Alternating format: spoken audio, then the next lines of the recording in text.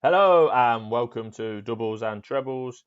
I'm back to preview quarter four of the World Darts Championship, and in this quarter, as you are going to see on your screen very shortly, the headline act is, of course, Michael van Gerwen.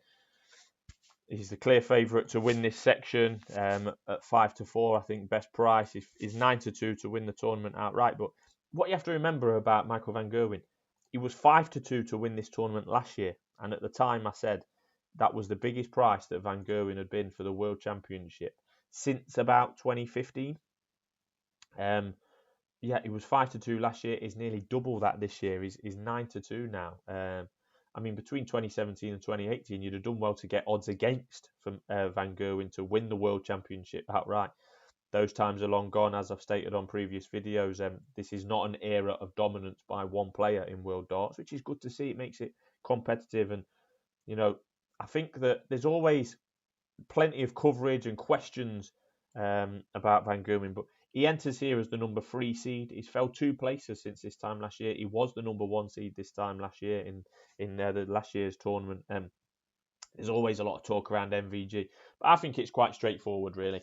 MVG isn't quite as good as he was 3 or 4 years ago. His peak is not quite as high as 3 or 4 years ago, but numerous players around him have upped their level and can compete with MVG, and some can go beyond him in a more consistent basis. Gerwin Price, Johnny Clayton, Peter Wright before that, and then there's the younger guys as well coming up that aren't scared of facing Van Gerwen. We've seen in the Premier League the likes of Aspinall and Dimitri and Jose, even though he's not one of the younger guys. But, the fear factor for MVG is long gone. That's not to say that he's not still a world-class player and he can still go on and win tournaments and will do. Of course he will. Of course he will do that in the future. But MVG has 2 wins to his name in 2021. The Nordic Masters, a 16-player invitational event, which I oddly even count as a win. And the Players' Championship 29. There's 30 Players' Championship floor events of the season. And MVG won edition number 29. That's it. They're the only 2 wins he's got this year. I mean, it wasn't long ago when MVG was winning nearly half of all PDC tournaments staged, say in 2016 and 17. But to win just one Players' Championship event out of 30 just shows where we are and how open and competitive it is. That's why he's 9-2 and not even money. To my eye, it's MVG's doubles that are letting him down, to be honest.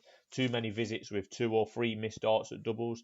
The aura is long gone. But he does have a cracking draw, in my opinion, in comparison to the likes of Snake, Bite Right, and Gerwin Price. I think MVG has got the most favourable draw of the big 3, if you like. He should have the beating of Doby in the second round. Although I've come on to Doby, he has played pretty well recently. Chisnell, I think, is another seed, bang out of form. I've been mentioning them as we go. And Humphreys is that completes Van Gerwen's mini section. Then in the bottom half of quarter 4 is the likes of Cross or Gurney or even Anderson away. That could be quarter-final opponents potentially for MVG. It's a good draw for MVG. 9-2 is about the right price. And I would probably rather back MVG at 9-2 and then Gerwin Price at 4-1. Very similar price, but I just think that Van Gerwen has got an easier route to a potential quarter-final. I wouldn't be surprised if the once-a-year darts fans log on to an odds checker or their favourite betting app and see MVG as 9-2 and they think, whoa, that's not the MVG I know. That price is way too big and betting him. I mean, I can see them going off joint favourites price and MVG, to be fair, but that's enough on MVG. He's the number 3 seed. The number 30 seed is Chris Doby. He's 100-1 to win the tournament outright, and he's 20-1 to win this section. Doby finished the season in cracking form on the floor. He won 2 Players' Championship events this year. He made the latter stages of Players' Championship events multiple times. He's thrown some sensational stuff on the floor. Can he carry that form into the biggest event of them all? That's what we will find out. Qualified for the Grand Slam via the back door, but he was disappointing and went out in the group stage there. Maybe that was through lack of preparation, given he was a late replacement for Dimitri Vandenberg. He was without question. Chris Doby was the unluckiest loser in round 1 of the Players' Championship finals. That was a couple of weeks ago. He averaged 103. He hit 10 180s in a best of an 11 legs game.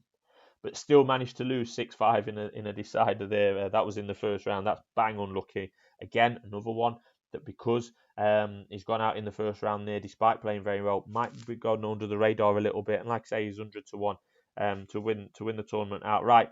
Probably priced. He's got an inflated price because Van Gerwen looks like he awaits in round 3.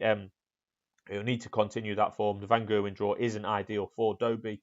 But on top form, if Doby can get to top form and stay there for a little bit, he'll give MVG plenty to think about. Dave Chisnall's the 14th seed. He's 80 to 1 to win the tournament outright, or 14 to 1 for this section. Played as well as ever. He absolutely obliterated MVG 5-0 in the World Championship quarterfinals here last year. He averaged 107. It was quite easily the best we've ever seen MVG in one given evening or one game. But he couldn't quite back it up in the semi-final against Anderson. He was the 8th seed this year. It was the 14th seed this year. Last year he was the 8th. This year is the 14th. That tells you pretty much all you need to know about Chizzy's form in 2021. He was out in the first round in the last 2 TV tournaments. Didn't even qualify for the Grand Slam. He'll need to turn his form right back around. And I'd actually fancy Darius Lebonowski to beat him in round 2.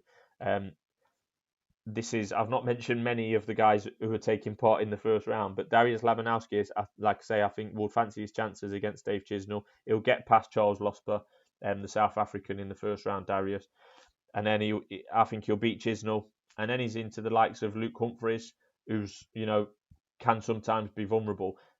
I've actually backed Darius Lebonowski at 500 to 1.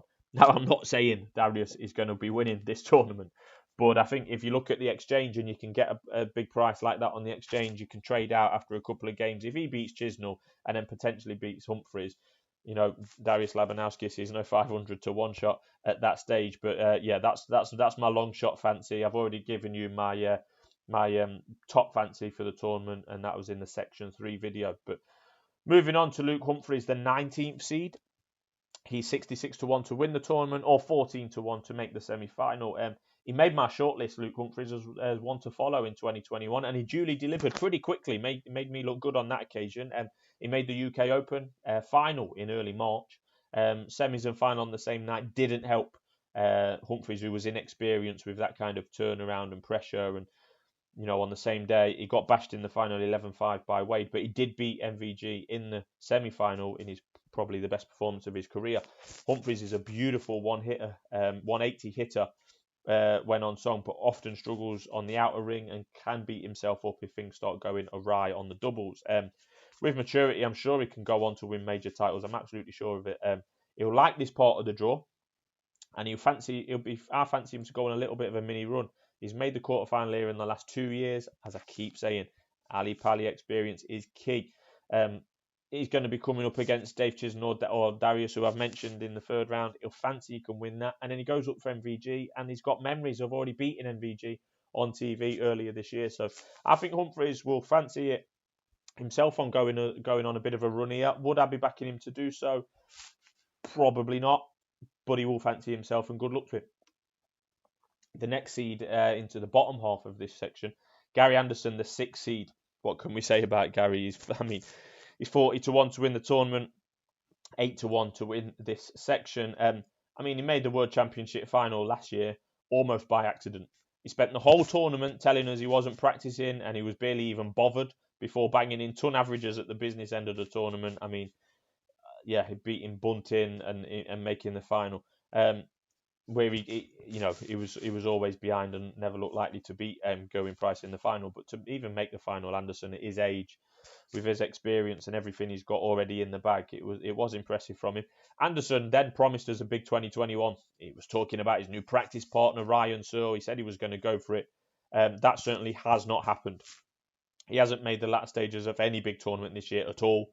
Flashes of brilliance, of course. He's still got it in small doses. But can he do it over a 2 or 3 week period? Recent evidence suggests not. But look what happened last year when people like me wrote him off. Anderson versus Adrian Lewis could easily and probably will be the tie of the second round. If we assume that Lewis gets past Matt Campbell in round 1, I hope he does. Because can you imagine Gary Anderson, Adrian Lewis? I think they played each other in a world final once. Adrian beat Gary. that'll be a game for the ages. That you can just imagine that'll be a cracker. So I do hope Lewis beats Campbell in the first round. Sorry, Matt, but yeah, Lewis against Anderson, potential second round game. Keep your eye out for that one. The next seed in quarter 4 is number 27 seed Ian White, another of the seeds, and there's at least a couple of these in each section that I've said are out of form and worth taking on. I mean, in one of the biggest ranking falls in the sport, he was the 10th seed last year. He's now 27th, and on the 2-year cycle of PDC rankings, that takes some doing. It's been a poor year for White. He hasn't even managed to win his usually customary floor event or two. He normally is. That's where he normally keeps his ranking. He wins a floor event or two. He hasn't been anywhere near for some time. He might win his first game, which is going to be against Scott Mitchell or Chris Landman. But other than that, I can't see Ian White doing a lot. And yeah, it's a shame that he's fallen so rapidly. On to the next seed in this section, Rob Cross. The 11th seed is 28-1 to win this tournament, or 7-1 to win this section. He arrived last year as the number 5 seed, and he fell at the first hurdle, courtesy of Big Dirk, and that's a big reason why his ranking has dropped from 5 to 11, because he was defending prize money from the year when he actually won the World Championship in 2019. Has been back to 2018. Sorry, has been back to near his best, in my opinion, in the second half of the season. Rob Cross, a winner of the European Championship, he beat MVG in the final there. That was very good from Cross. A tour event winner a couple of weeks later, and then he was edged out in the Grand Slam quarterfinals by Wade. He looks much happier in himself, Rob Cross. The scoring is back. His doubling has always been good, and it looks as good as ever to me at the moment. Cross will be confident coming into this, and I think that's dangerous. I think that's a big thing for Rob Cross, confidence. But he could have had a better draw, because Lawrence Ilagan from Thailand, the Philippines, who can play well and has caused a couple of upsets in early parts of this tournament before, but more likely Raymond van Barneveld could be Rob Cross's first opponent in this tournament in the second round. Cross against Barney could be a cracker. There's a couple of potential second round crackers in this, but yeah, Cross is in really good form. I wouldn't put anyone off backing Cross at 28-1, to be honest. Yeah, I think he's the standout second best in this section on form. Him and Van Gerwen are in pretty similar form, I would say. Cross has won a TV tournament, proper TV tournament this year. Van Gerwen has not, in my opinion. The Nordic Masters does not count. On to the final seed in this section, the 22 seed, Daryl Gurney. He's 100-1 to win the tournament, or 18-1 to win this section. He was a quarterfinalist here last year when he was the 11th seed, so he has come down a bit. He's now the 22nd seed. He has slid down the rankings, but it looks to have hit form at the perfect time, Daryl Gurney. He looked close to his best in the recent Players' Championship finals, in my opinion. He averaged 104 to beat James Wade. Then he lost the last leg decider against Searle in the quarterfinal. He was averaging 101. Gurney, he had missed a hatful of darts to win the match, as I remember. Away from that recent good form, Gurney has done virtually nothing, but that won't matter to him. And if he can produce his best here, he could go well. 100-1 to me looks overpriced for Daryl Gurney, given what we've seen most recently with his what looked like a return to form. The winner of Cross versus Gurney in round 3 will certainly fancy their chances of beating a White or an Anderson in round 4, and then anything can happen from there. So, I mean, if, like me, you would consider a third round match between Rob Cross and Daryl Gurney, maybe a 60% chance Rob Cross and a 40% Gurney, not far off a coin toss type of game. To say that Gurney is 100-1 to win the tournament and Cross is 28-1, I think that disparity in pricing is too big. And just to reiterate that, Gurney's 18-1 to win this quarter, and Rob Cross is 7-1 to win this quarter. I mean, I won't put anyone off just backing both, to be honest, and then hoping that they make the quarter where Cross wouldn't be 7-1 to beat Van Gerwen in a 2-horse race, and neither would Daryl Gurney. So that might be a way to play it. Would I back Van Gerwen to win this quarter?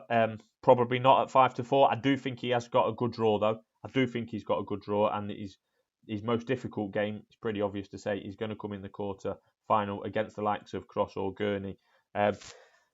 You could be attracted by Van Gerwen outright at 4-1, 9-2, and when he gets to the quarter final, he'll be much shorter price. You could look to trade out there if you are that way inclined, but I think I've not pulled the trigger yet. I've only pulled the trigger on 2 bets, Aspinall and Lebonowski, as I've already mentioned. But I'm edging towards possibly Gurney or Cross, or even both, because I think the winner of their potential third round tie, will go on a good run deep into this tournament.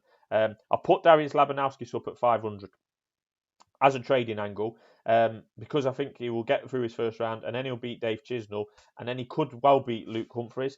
Darius is 50-1 to win this quarter, and if the unthinkable happens and Chris Doby can knock out a Van Gerwen, or even if Lebonowski, now we are getting quite fanciful, can knock out a Van Gerwen, then the betting in this section falls apart if Van Gerwen was to go out early, and it is a big if. But that's the thoughts on section 4. That's all 4 sections done.